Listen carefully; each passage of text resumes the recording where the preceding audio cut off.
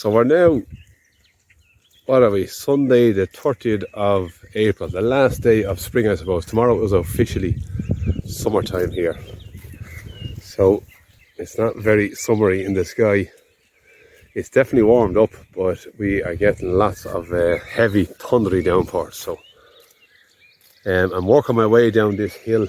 We're into the wettest, rushiest field on this hill at the minute. Where the cattle are standing now, just above them there, where that hedge is now, is super wet. I mean, it's very puddly, but it gets a little bit drier towards where I'm standing. You can see all them young rushes that the cattle are grazing on now at the minute. And as I speak, the rain is back again. But the situation at the minute is I'm going to graze off this bit of ground here. I'll go across. This was grazed twice this winter, and across the way was only grazed once this winter. Now there's an awful lot more grass next across the way here as there is in here. Well, it's a better field anyhow, drier. But what I'm going to do is, I still haven't tested the herd yet. The TB test is due as soon as I'm ready, but I haven't calved them all yet. So that red lady is yet to go, and little Galloway is yet to go. So if I had known that they were going to go out so late, I probably might have tested already. It's just I hate putting them through. I hate putting them through the crush when they're heavy in calf. But the plan is I'm going to keep grazing here until the field past there, in there, is ready. That place I didn't graze since the big frost before Christmas. So that is 5 months now nearly. So there should be, I'm going to go down there shortly now and see what's on it. I'm going to allow it to, I was down there about 3 weeks ago and it wasn't great. It was still kind of, well, 3 weeks ago was a good while ago. I haven't been there now in a while. It's still kind of, a lot of the dung was on it still, and the hay residue was still on it. So, so that is the carry on at the minute. I'll go down and have a look at that field and see is it anyway close. And I'm giving them big enough areas now at the minute, so I could speed through all of this here in the next week, or I could drag it out and get 2 weeks out of it, all dependent on what I'm going on to and how soon it'll be ready. So I want to graze off that field down there and then get them home for the tests. See, I'm held up now with them 2 cows not calving. I also went through my videos of last year, and as I said, that little Galloway was missing for 6 weeks. Now, she wasn't reintroduced to our bull until the 1st of August, which means her time is up tomorrow. So the longer she carries, the more guaranteed I am that it's our bull that bulled her. So fingers crossed she's carrying to our short hunt. Yeah, so there she is having a bit of a scratch.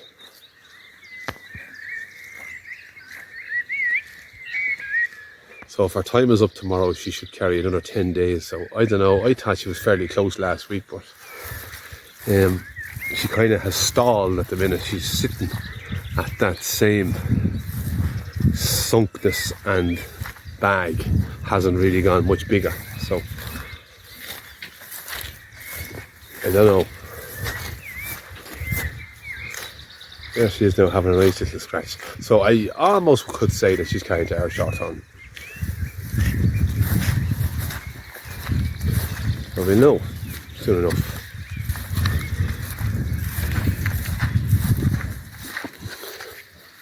No, she's no notion of calving. Right, I'm going to go down now and have a look at this field below.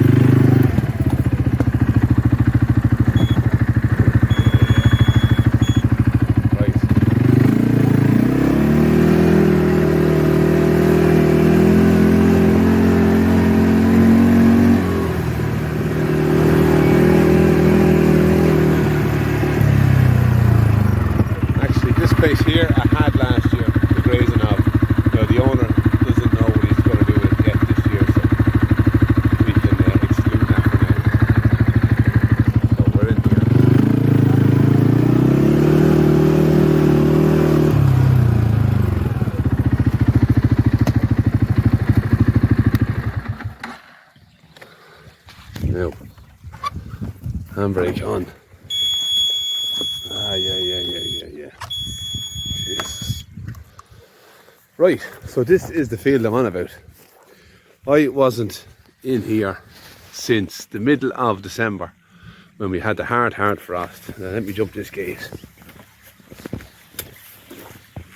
Now, so first glance now it looks fairly nice. There's sweet picking coming up there now. It has been resting from December, January, February, March, April, and we're now into the 1st of May. Bank holiday Monday. So at the time we had them here, the whole place was frozen solid. There was an inch thick of frost on the grass. And the cattle, I moved them through it slowly, and they spent most of their time up here. Now this place was completely blackened. There's a real kind of wet place there now in front of me. That was frozen solid. They ate all the rushes off it, and I fed them out hay and silage. And first glance now we can still see the residue of hay on the ground. So I've noticed now that where the hay was that little bit thicker left, it has kind of restricted the growth of grass up to now. But where they left their dung, it's growing very well. So it's going to take another while before that completely rots down. I suppose the biology was dormant in the ground these last few months, so I'm expecting things to speed up now from now on in. So this is what it looks like having been completely blackened with dung last December. And things are only just starting to grow now. So yeah, you can see the hay that was left behind and the difference where the dung was left behind. So that's what happens when you leave residue on the ground, and that's what happens when you put it through the cow and it comes out. But yeah, that's the carry on there. So what I'm going to do is I'm going to leave this another while.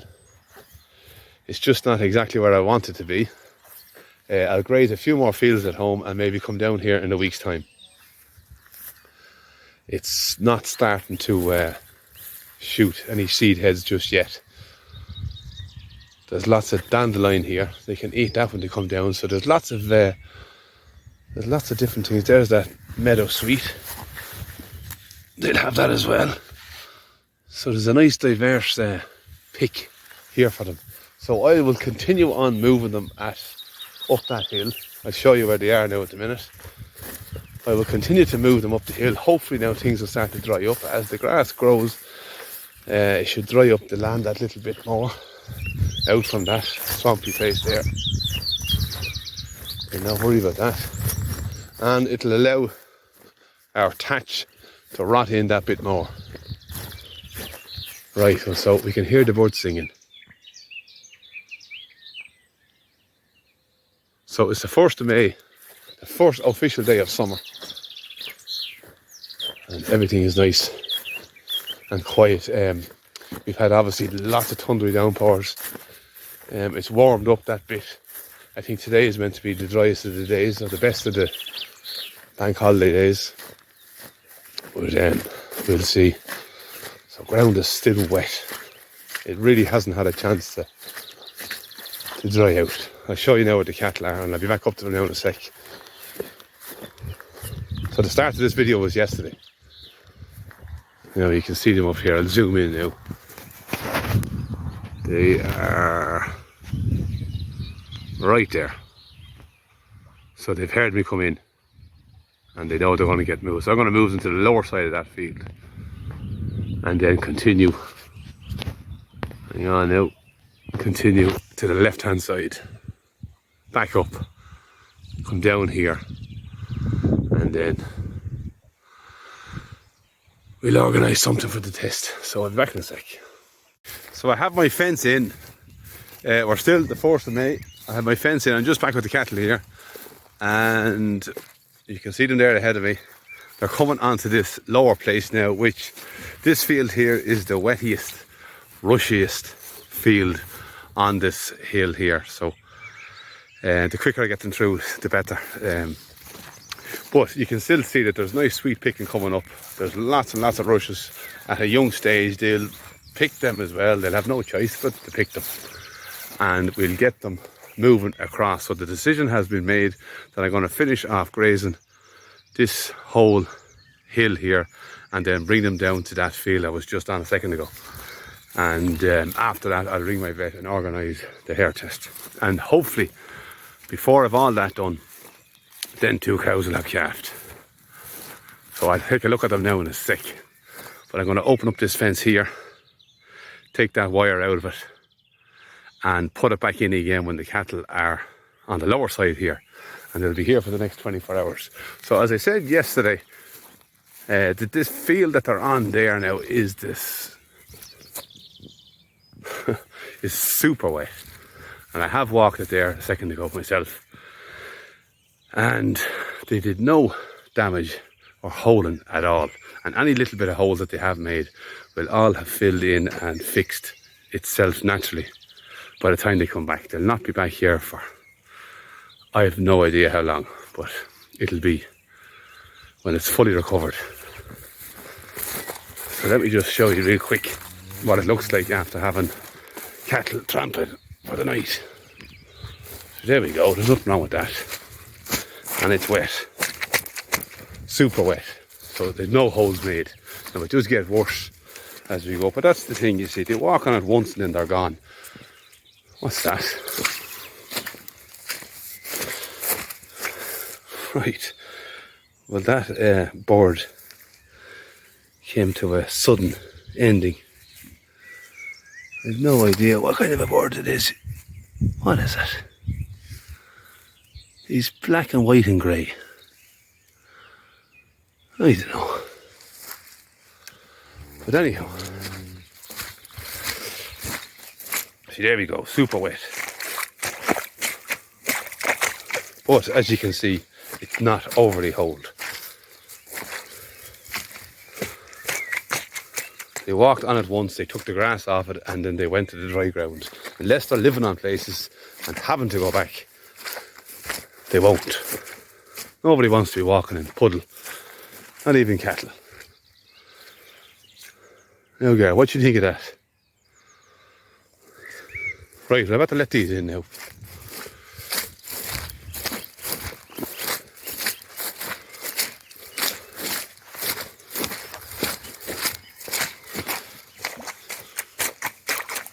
Jesus. Right, I'm going to press stop here for a sec. Now, come on. Come on. Come on.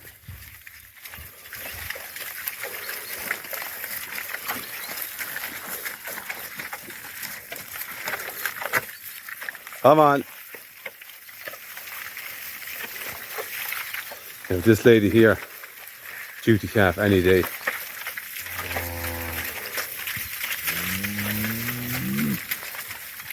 Come on. Come on. Get in. Mother and daughter. And our Galloway. Oh, did he say that she's brown and white now? Would you say that? She's definitely not black. Right, well, they're not most amazing picket ever to be ate today, but they will eat through it, and then I'll get them onto better stuff as we go on up the hill. So that is the carry on the 1st of May, the first day of summer, when it's still very much like a mild winter. But the growth is here, it's starting to come on. We'll hit this while we can, and we'll allow it to grow up and rest and see what kind of a growth year we'll have. So that is all the news on the last day of spring and the first day of summer. 2 more cows to calf and no sign just yet. So for now, I'll say good luck and goodbye.